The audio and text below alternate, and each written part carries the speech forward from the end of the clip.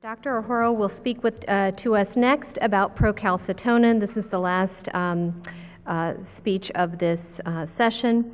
Dr. Ohoro has an MD and MPH. He received his MD at the University of Wisconsin and his MPH at the Medical College of Wisconsin.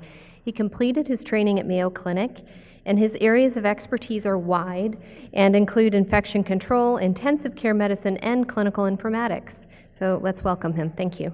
Hello, I'll try to see if I can't catch us up a little bit here as I talk about procalcitonin. I have no conflicts of interest to disclose, though I do have some strong biases I came by honestly that will probably become evident as I start to speak.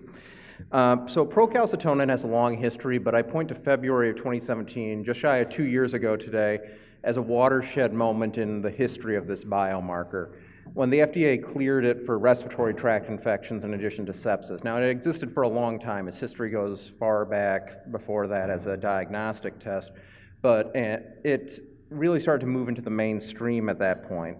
Before that, it had been something of a fringe biomarker used to differentiate viral and bacterial infections that some odd providers were using.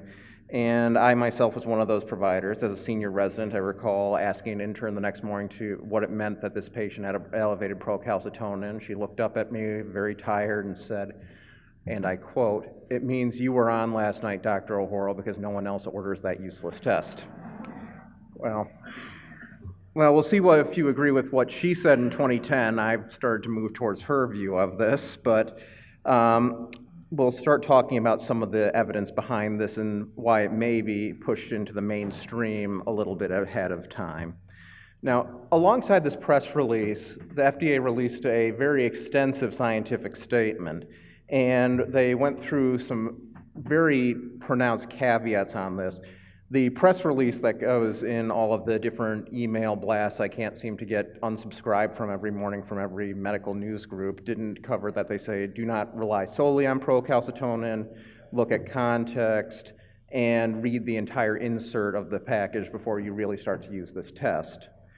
Inside that more detailed statement, which was actually quite an interesting read, they talk about the 400,000 Google Scholar hits, 3,000 citations, and the special symposia that they went through in their medical review, and found that despite this wealth of published information, there is a real lack of consensus of what procalcitonin's application really is. What it is, interestingly, doesn't really have much bearing on how we use it. As a precursor to calcitonin, it doesn't have a very clear role in the inflammatory cascade. We know that it's produced by some paraphilic